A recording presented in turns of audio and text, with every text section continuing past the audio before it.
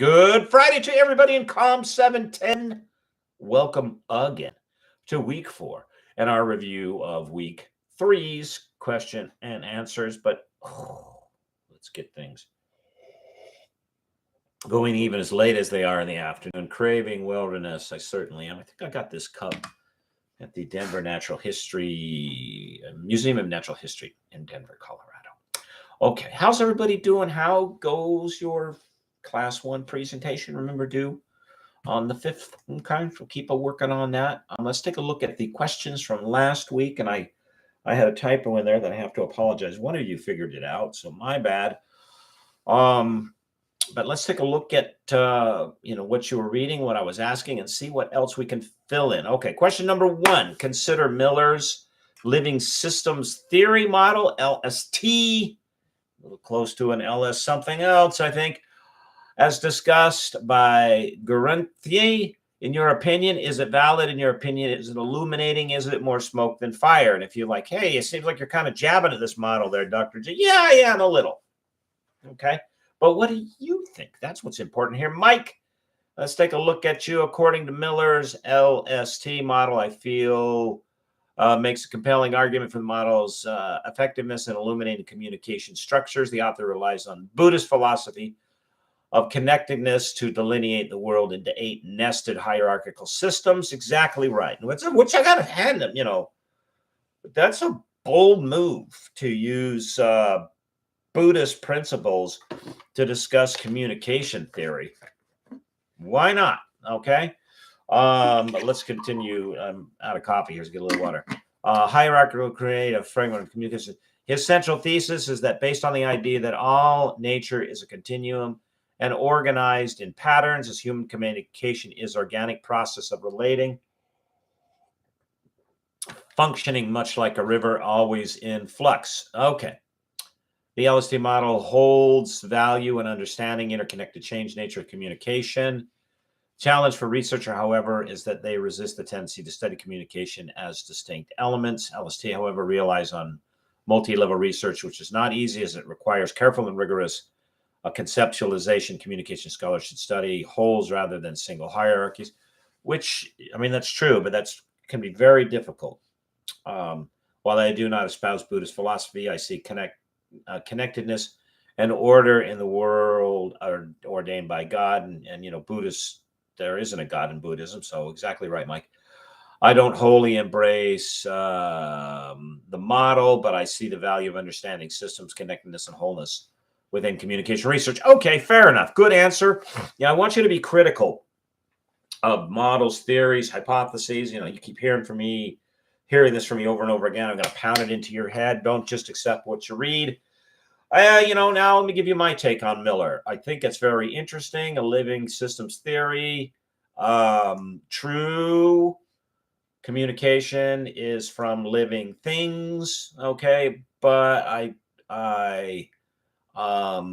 don't know if I would liken human behavior to, say, a river in flux. And here's why. Okay. The difference between the two, I mean, first of all, within Buddhism, it assumes that there's sort of a unifying spirit to everything, sentient and non-sentient.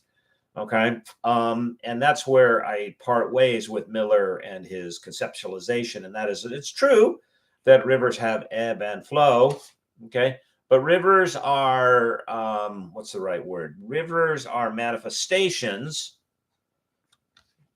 water concentrated in a certain place, that are acted on by forces.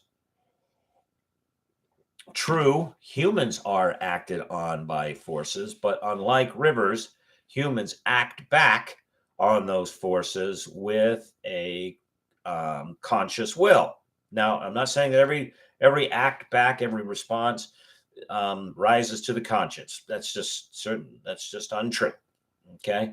I mean, Doritos would not be able to sell as many potato chips as it does. They've already got Super Bowl on the mind. If people are actually thinking about, what they're buying. No, but there isn't even the opportunity within a non-sentient, a non-aware entity like a rock or a body of water. There's a big difference between an entity like, say, Iraq, that is wholly acted upon by other forces, and a human being that is true, acted upon by other forces, but has the capacity to act back. That is to become the in-willed, that is, willing causation originator of the forces. To the best of our knowledge, let's say when a river, when the banks shift because of an earthquake, the river doesn't go, oh, I would really rather prefer flowing the way I flowed before, so I'm going to push back. That doesn't happen. Okay, so, when I read Miller, I go, kind of interesting, but yeah, I don't know. Okay, question number 2, but good answers. Question number 2, according to Chang and Lee, what predictive variables influence how U.S. media selected international events to cover? Are these factors still relevant in 2023? And that's not a typo, because we're, it's what now? It's just Groundhog Day. Happy Groundhog Day. And, you're just reading in January. So I wanted you to think back to the year that's just passed. Support your response with one scholarly article and one piece of primary evidence. Holly, you went first. Let's take you on this, Chang and Lee. Bring up 7 different predictors that influence how U.S. media selects international coverage. Those include normative deviance of events, relevance to the United States, potential for social change, geographic distance, poor determinants were language affinity, press freedom, economic system. With the emergence of social media, to be able to get news from all over the world has increased, which is an interesting point that you make there, Holly, because, while the news gatekeepers have developed and in some ways copied one another in these predictors, individuals that run blogs don't necessarily do. And so you're getting a lot of divergent in behavior in the way of what is important and what is not important through the blogosphere. Okay, so the top factor is threat to U.S. threat to United States. You may get bloggers and independent news sites that their top criteria is the U.S. threat to somebody. Okay, so it's changing, and so that's why I asked you: is it still relevant, or has the news? I don't want to say cycle. That's not the word I'm looking for. Has the news environment been so disrupted by non-traditional, non-scripted players that it's hard to tell what is priority? Okay, something to think about. Okay, question number 3. Consider H1 from Lynn and Barnett. Was H1 supported? Now here, this again is an exercise in you being critical of someone who's saying, here's our hypothesis, and yeah, okay, it was supported. Because it's not supposed to be this way, that when you create a hypothesis, your job is not to prove it. Your job is just to test it. It's not supposed to be that way, but I can tell you that a lot of researchers, these hypotheses become their little pets. They want them to be true, like they want to pet a lap dog on the sofa. And so they sometimes, maybe handle data in a way less rigorous than they could. Or they might exclude data that would demonstrate the null hypothesis, that is, say the hypothesis wasn't supported. So be critical when you read a study and read a source. So Mike, let's see what you said. Lynn and Barnett contended that the level of news coverage each recipient country receives from the Global News Network is positively related to the level of international aid received, the path coefficient of all the news coverage, and we're looking for the Pearson's number, and so it's less than 0.01, which tells us that a hypothesis is supported, because that is statistically significant. Now, for those of you who haven't had quantitative statistics, and those of you coming from the Doctorate of Strategic Communications, I know you have a methodology class over there in which you go over, I think, both quantitative and qualitative in one semester. Is that right? Okay. Correct me if I'm wrong. But remember what that number means, what the P or sometimes the R value means. And that means, this is very interesting to me in statistics, because there are a lot of people that run around and say, well, religion is science, and science. I believe science. I saw T-shirts like that during COVID, as if science tells us everything. I mean, the very word comes from the word scientia, which means the knowing. Okay, it's just saying I understand the world. It doesn't actually speak to a specific process, but that's how it's sort of developed. And it's often portrayed that science and religion are at odds, meaning science is the real information and religion is just this stuff that those kooky people do over there. All right, we'll consider this. Okay. Why is it that we're looking for a p-value, okay, of point of 0.05 or lower? Why is that? Okay, well, here's why. Because we live in a boringly predictable, ordered material world. That is, our world has been ordered. I'm taking the scientific position here, so I'm purposely not using certain words. Our world has been ordered by some sort of force. Now, here's what we know about material and order. Let's take this coffee cup, for example. Okay. We know that somebody designed this coffee cup. Who was it? I don't know. Okay. But what we do know is that this coffee cup did not design itself.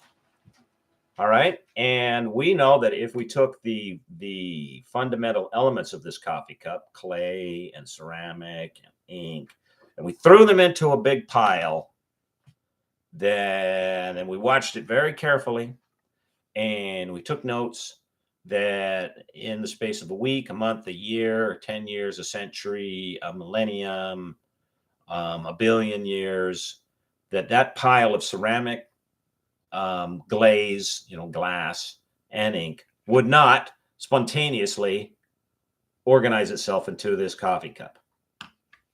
In other words, from the material world, we know that wherever there is order, there has been an orderer. So what we know, so for example, the classic explanation of this is if you take a coin, here's a nickel, I don't happen to have a quarter, and you flip it and call heads or tails. Let's say you and a friend do this, and you're flipping the coin, and the friend is writing down heads or tails. Okay, if you flip that coin in 5 sets of 100 flips at a time, okay, and then you added up the number of heads and tails in each set of 100, so you have flipped the coin 500 times, you will expect that the division, the distribution between heads and tails will be, there'll be an even distribution between heads and tails 95% of the time. And 5% of the time, you'll have a few more heads than a few more tails. All right? Because you live in an ordered reality. Now, if it's not 95, okay, let's say the distribution of heads to tails, that it's like 90%, then some other force besides the normal ordered reality is acting on that coin. Like maybe it's a trick coin and it's heavier on one side than the other and it comes up more heads than tails. Maybe the person you're working with is just messing with you. When you say heads, they write down tails just because the data is being recorded incorrectly. That is, some other force is acting on that coin to disrupt that 5%. Okay. So the next time someone starts into you about science and religion, I mean, unless you can take them through a whole graduate course in statistics, maybe you don't waste your energy. All right. But just understand that actually the one supports the other. Right. And I want you to be critical when somebody says the hypothesis is supported, and you need to understand what those numbers mean. All right. Question number 4. Consider Goldman's 5 hypotheses in chapter 5. I meant chapter 6. My apologies. And I asked you, is there anything revelatory? Okay. Because look, when you form a hypothesis, don't beg the obvious. Don't say, I hypothesize that if there's no clouds, the sky will appear blue. Duh. I hypothesize that if I hold up a treat, the dog will bark. Okay. I want you to be critical of these hypotheses. So let's look at some of them. The nation's level of deviance is positively associated with the amount of coverage it receives from the U.S. television news programs. Okay, well, that's almost backwards because we know that the U.S. news covers deviance within nations. A nation's relevance to the U.S. is positively associated with the amount of coverage it receives from the U.S. television news programs. Oh, really? You mean like we actually should expect things in the media that people want to see in the media? The cultural affinity of a nation within the U.S. with the U.S. United States is positively associated with coverage of that nation. Really? You mean like things that are like things talk about those other things? This is what I mean. I want you to be critical and go, oh, yeah, duh. Okay. And I think a lot of these hypotheses beg the obvious, frankly. Okay. All right. Okay, everybody. That is it. Work on and get in and finish and submit those first class presentations. Please, please, please remember to use YouTube. Do not send me PowerPoint. Okay. Don't like it. I want to see you screen and screen, or you in front of a board or something. This is meant to train you to be in, up front in something, doing a presentation. Okay. Create a PDF document in which you briefly describe the organization you're going to talk about, and then list the YouTube link so I can just go click right on it and take a look at what you did. Okay. I'll be out of the office this weekend. So if you don't hear from me by way of email, that's what's going on. But I will be back on Monday. All right, everybody. I think about you. I pray about you. Have a wonderful, wonderful weekend. And I will see you come Monday on Canvas. But bye-bye.